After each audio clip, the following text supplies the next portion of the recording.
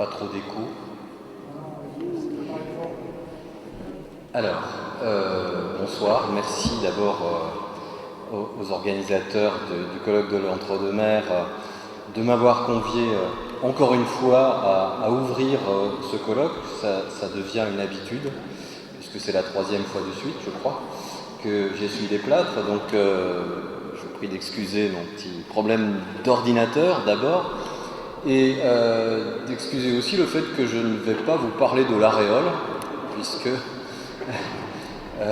je reste un petit peu ancré dans mes obsessions personnelles en vous parlant d'une église, mais qui, je n'en doute pas, fera partie du patrimoine du futur pays d'art et d'histoire, une église toute proche et qui est intimement liée à l'histoire de l'aréole et de son prieuré, Saint-Christophe de Caudroux.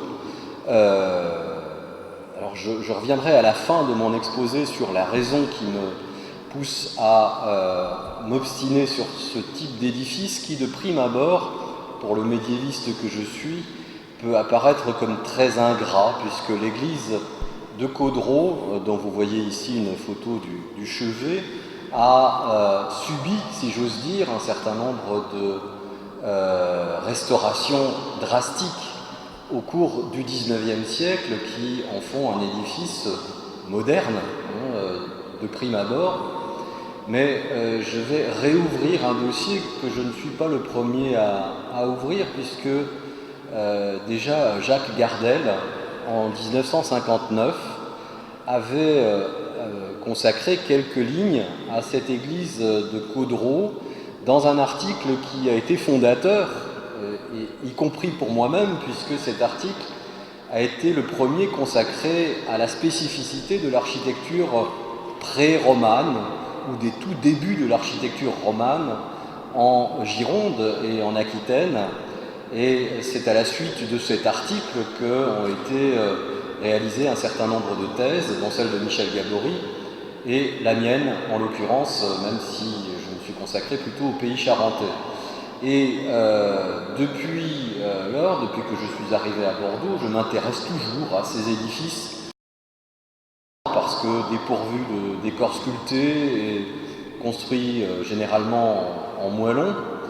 Et depuis maintenant 7 ans, je m'intéresse plus particulièrement à la région de l'aréole pour à Philippe Aragoise, qui est ici, une église voisine entre Caudroux et l'aréole, qui est l'église de Gironde sur Drô. Et c'est par l'intermédiaire de cette église que j'ai évoqué avec Hervé Gaillard il y a 4 ans, lors du colloque de 2013, que j'en suis arrivé à étudier celle de Caudroux. Alors Caudroux, vous connaissez sans doute le site, c'est un édifice qui se trouve en bordure du village, lui-même situé au bord de la Garonne, et il faut savoir qu'évidemment, encore au XIXe siècle, l'île qui se trouvait ici a été reliée à la berge, et dans les années 1840-50, le bord de la Garonne se trouvait exactement ici, derrière l'église. En voici une vue aérienne qui nous donne l'image d'un édifice tout à fait standard dans ce qu'on peut trouver dans la région, une grande nef, un transept et une abside, mais tout ceci est en fait le résultat des remaniements très importants qui ont affecté cette église au cours du XIXe siècle, puisqu'elle a subi plusieurs campagnes de restructuration, de restauration et de transformation. Un petit tour d'horizon qui confirme ce que je viens de vous dire, c'est-à-dire que, a priori, pour le spécialiste d'histoire de l'art du Moyen-Âge, d'histoire de l'art roman, c'est un édifice qui ne présente en principe que très peu d'intérêt. On peut même éventuellement rester dubitatif devant ce chevet dans lequel s'ouvre une ancienne fenêtre rectangulaire, et évidemment cette façade occidentale qui est tout à fait représentative du XIXe siècle. Ce XIXe siècle qui a également contribué à enduire intégralement les élévations, aussi bien à l'intérieur qu'à l'extérieur, ce qui fait que toute trace archéologique éventuelle sont aujourd'hui hors d'atteinte.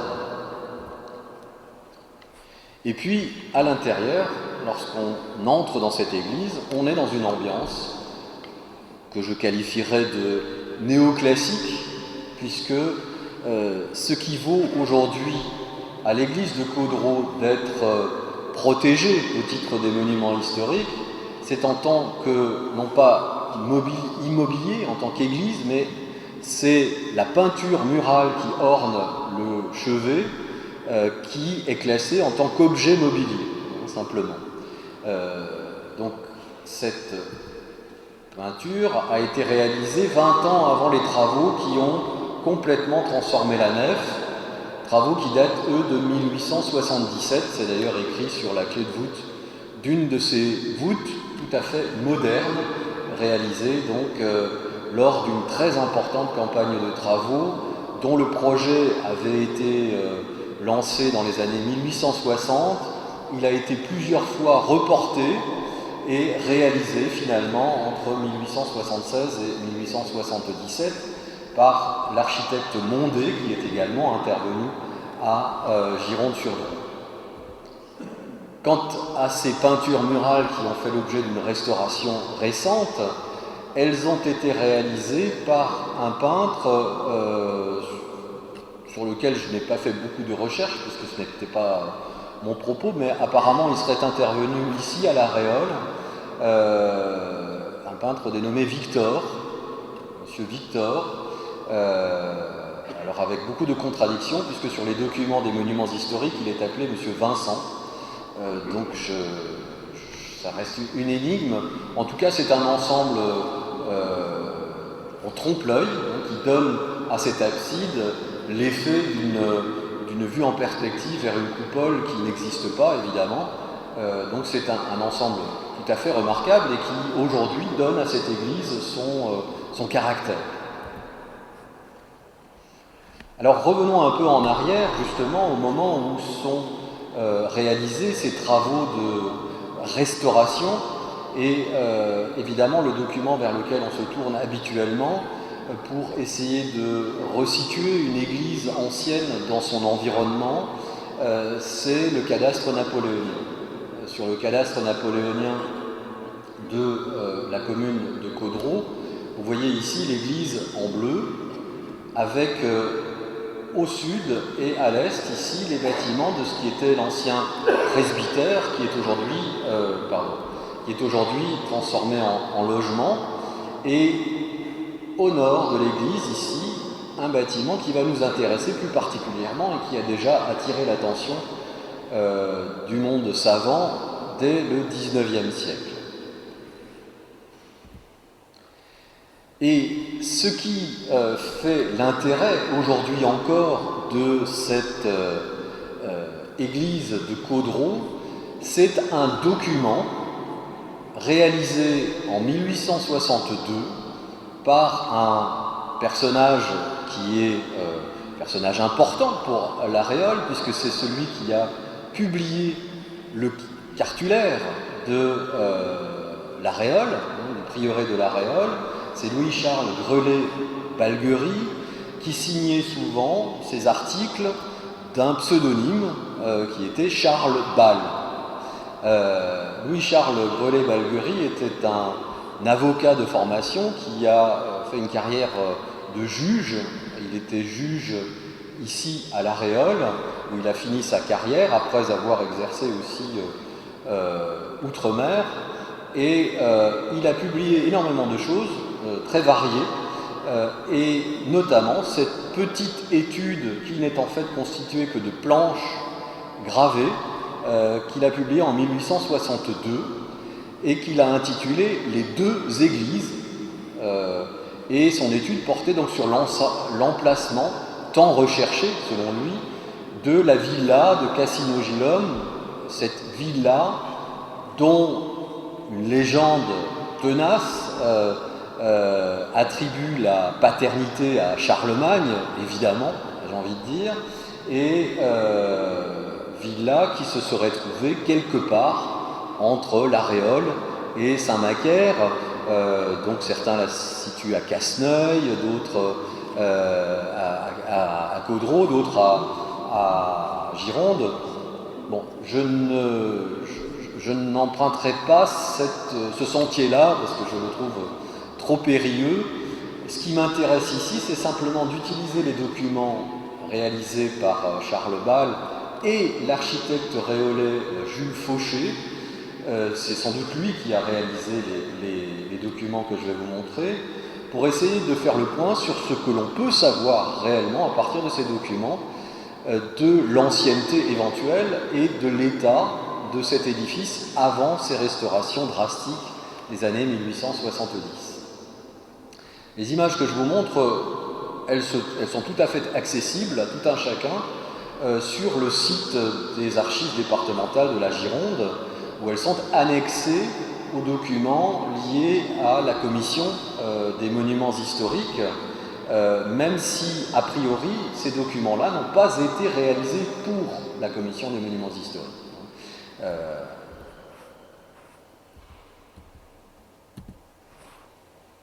Dans ce document, je ne vous montre pas les planches exactement dans l'ordre de la publication, mais il me paraissait intéressant de vous montrer ce dessin qui est réalisé à partir du fond et des matrices du cadastre napoléonien et qui vous montre ici l'église, l'ancien presbytère et ce bâtiment qui forme un angle droit au nord de l'église.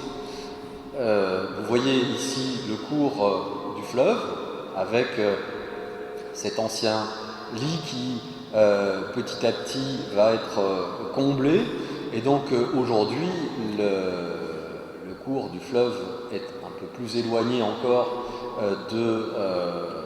du village qui avait été fortifié a priori au XIIIe siècle, puisqu'on retrouve la trace dans les archives relatives à cette église et à son prieuré d'une requête demandant à ce que cette ville de Caudreau soit fortifiée, donc entre 1237 et 1287.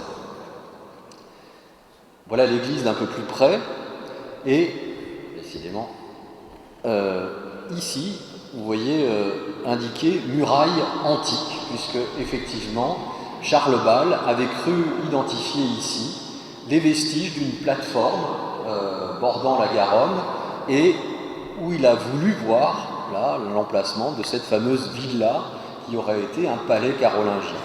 Et donc toute sa série de planches va dans le sens de la démonstration que cette église était une église construite sur les vestiges d'un sanctuaire carolingien, ou peut-être même plus ancien.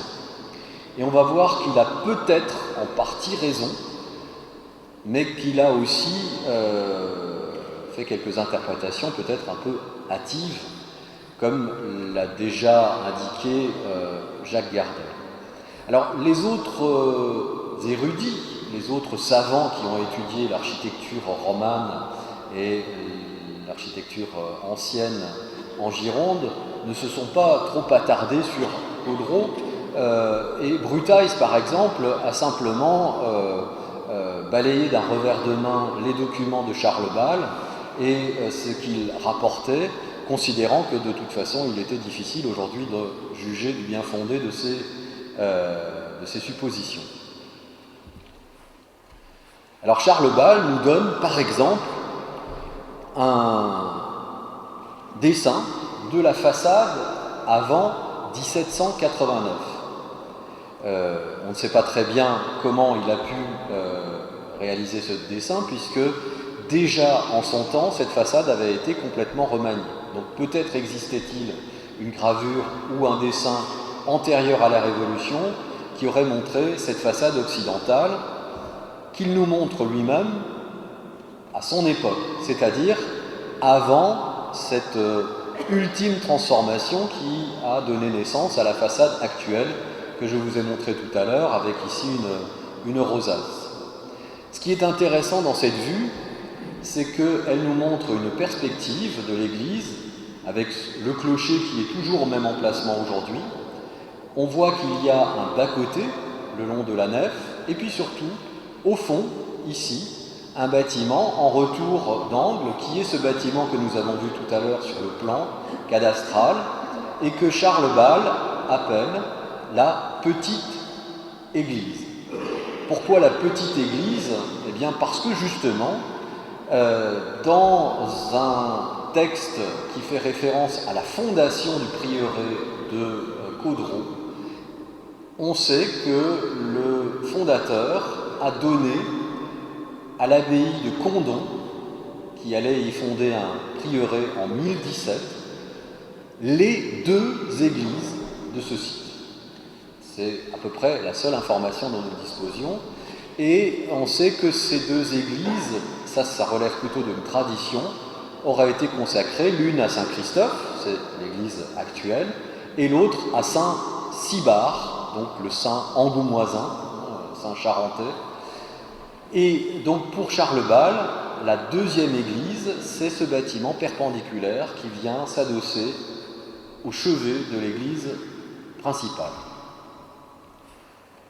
Voilà le plan de cette église tel qu'il est présenté dans cette série de planches en 1862.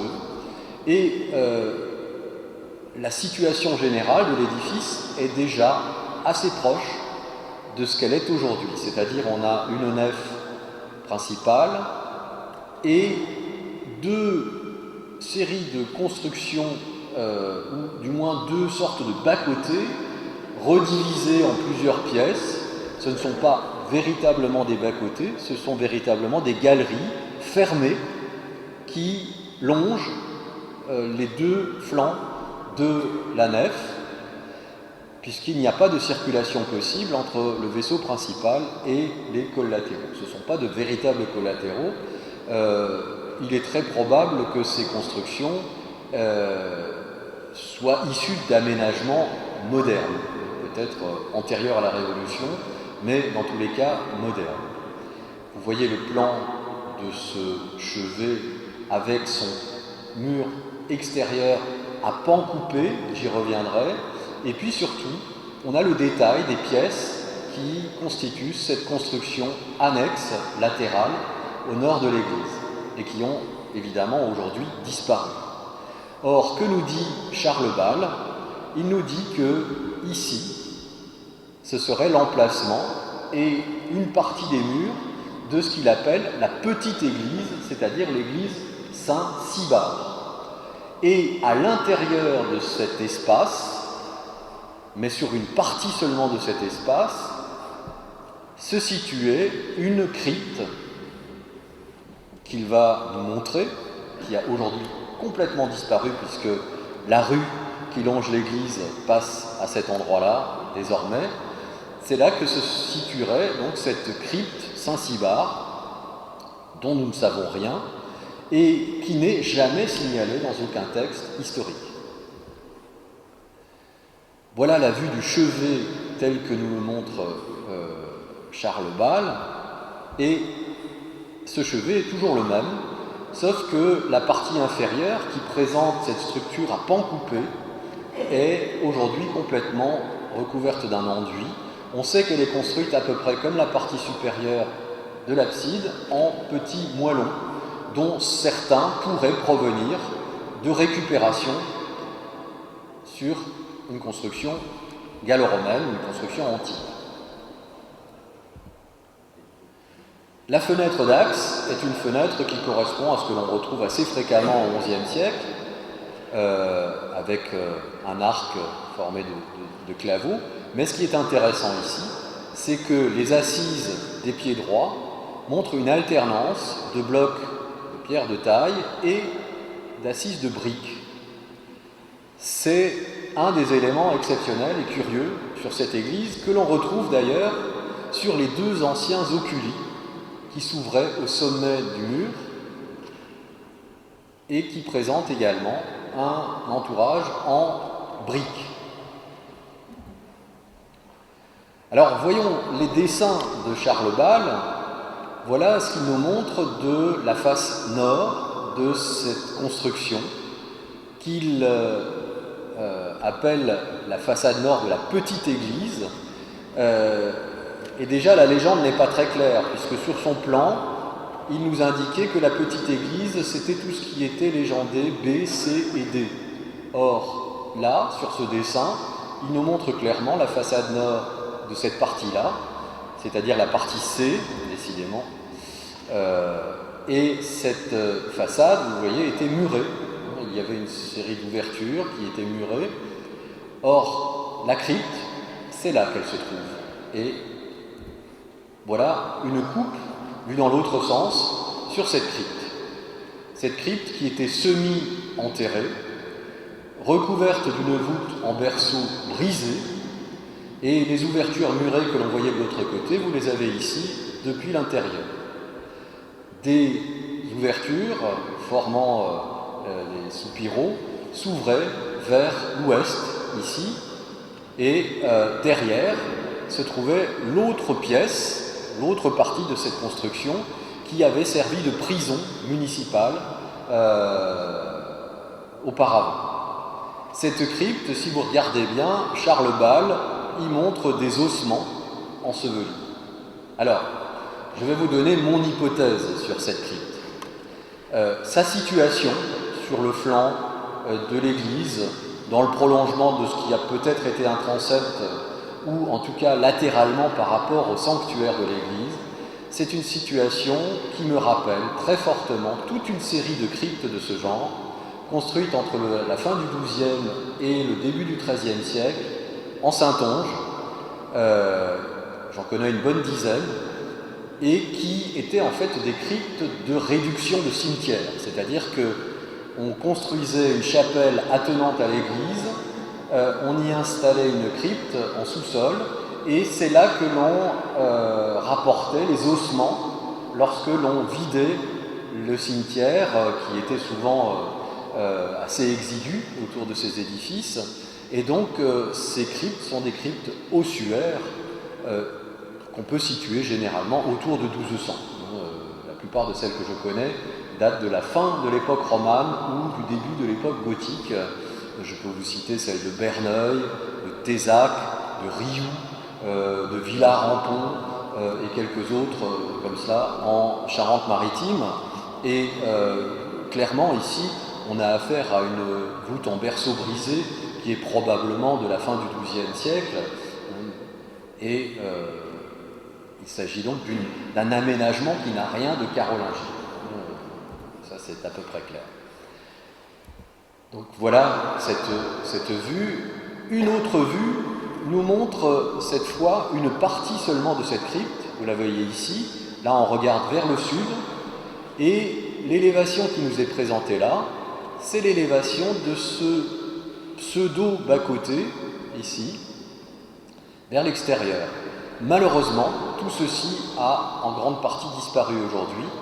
À l'emplacement de cet escalier se trouve aujourd'hui une construction basse. Donc tout le haut de ce mur a complètement disparu aujourd'hui. Et s'il existe encore des traces des jambages de cet arc, eh bien il se trouve pris dans les maçonneries de ces adjonctions modernes. Ce qui est intéressant sur cet arc, c'est la présence de cette alternance de briques et de pierres, de même sur les jambages, et là, on pourrait bien être en présence d'une construction, sinon gallo-romaine, du moins antérieure à l'époque romane. Le problème, c'est que nous ignorons totalement quel était le lien entre cet arc, qui se trouvait donc ici très exactement, et le sanctuaire, et également le bâtiment qui se trouve là, qui a servi de prison jusqu'au XIXe siècle. Les deux vues suivantes nous montrent cette fois le mur de l'église elle-même, c'est-à-dire on est entré dans ces pseudo-bas-côtés. Ici, on est côté sud, c'est comme si on se trouvait dans la sacristie actuelle de l'église de Caudron, où, je vous le dis tout de suite, il n'y a plus rien à voir aujourd'hui de tout cela. Et nous trouvons ici un grand arc qui a été muré et 2 arcades basses avec un trumeau. Voilà où cela se trouve. Donc à l'intérieur de ce qui est aujourd'hui la sacristie ici, et de ce qui est désormais un bras de transept. Donc tout ceci a aujourd'hui disparu et a été éventré dans les années 1870. Voilà, donc ces 2 arcades très intéressantes qui nous montrent qu'il y avait une liaison entre le vaisseau principal et ces pseudo-bas-côtés, qui étaient peut-être de vrais bas-côtés, si l'on en croit cette image. Et côté nord, même chose, 2 arcades basses ici, et un grand arc qui reposait en partie, lui aussi, sur des jambages en maçonnerie alternant briques et pierre. Cet arc-là existe toujours aujourd'hui. Voilà où nous sommes.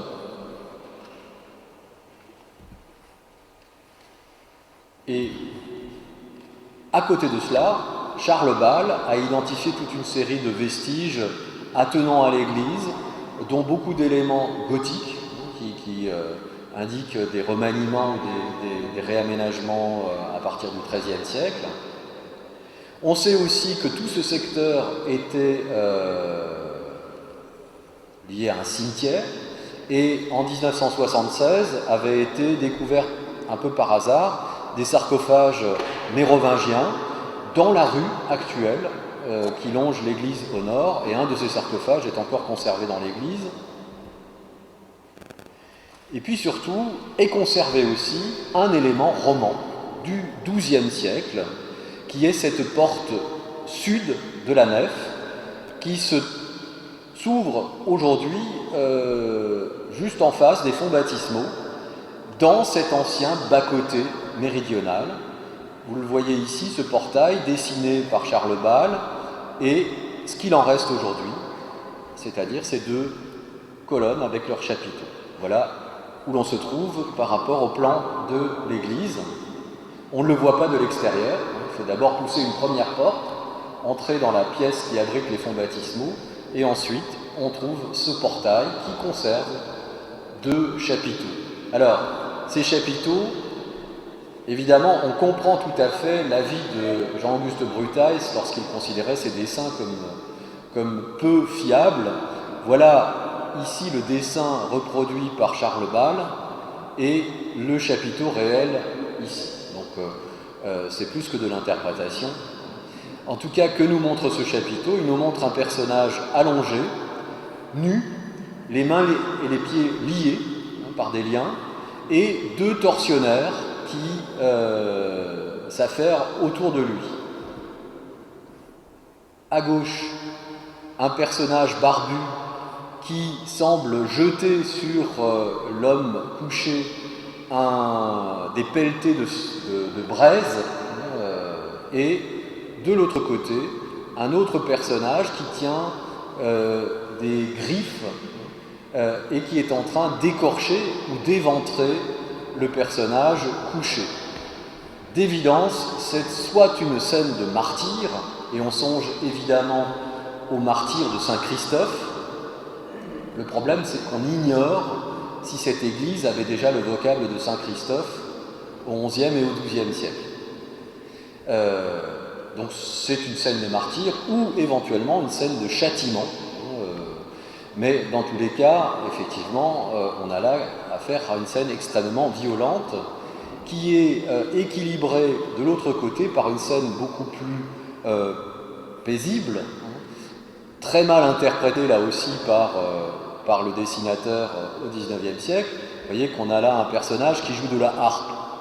En réalité, il s'agit d'un ange avec son aile qui se replie devant lui. Et cet ange, c'est très probablement l'ange de l'Annonciation, et malheureusement le personnage qui a été très abîmé est très probablement Marie, derrière laquelle se tient ce qui est une forme rare de l'iconographie de ce thème, Saint Joseph, très probablement. Donc une sorte de condensé de deux scènes que l'on voit souvent, l'Annonciation à Marie et l'archange qui vient prévenir Joseph de ce qu'il va advenir.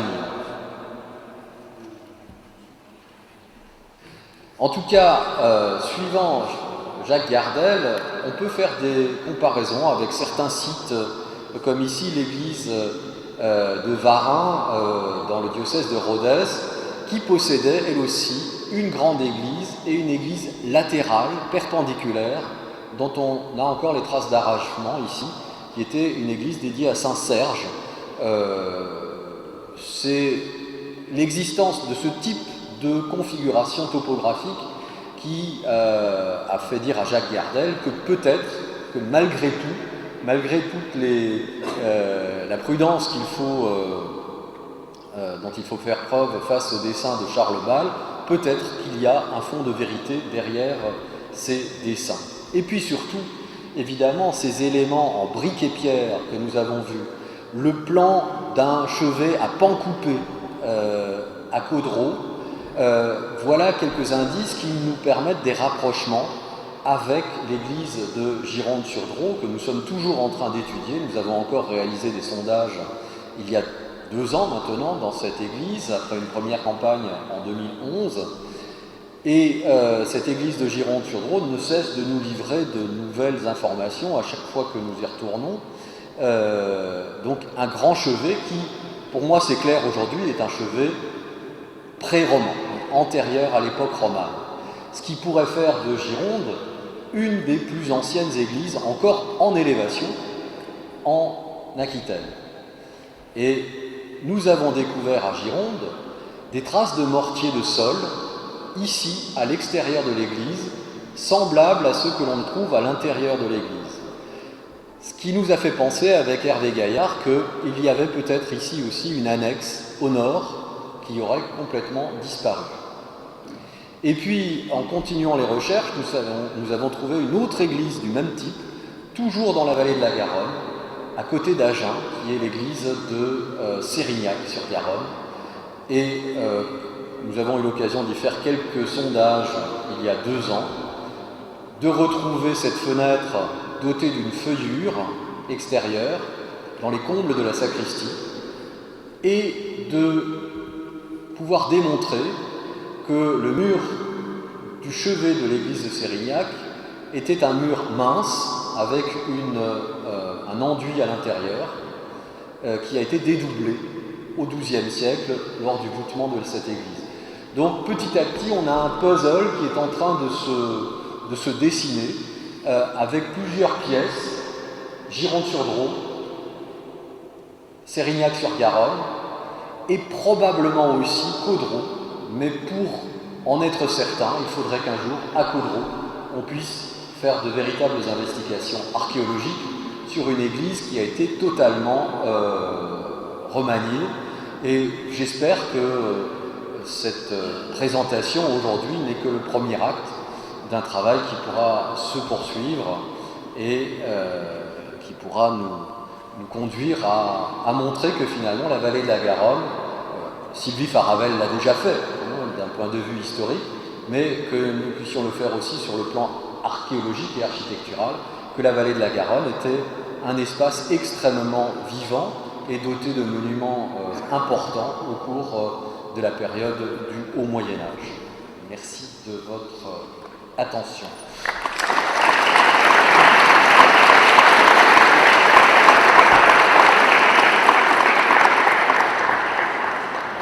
J'espère n'avoir pas trop débordé.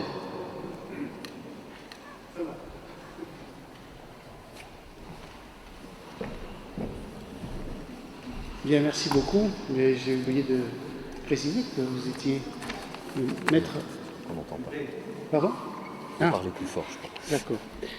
Voilà, j'ai oublié, je m'excuse, de présenter Monsieur Gensbeitel, puisqu'il est en fait maître de conférence en histoire de l'art du Moyen-Âge à l'Université de Bordeaux-Montaigne.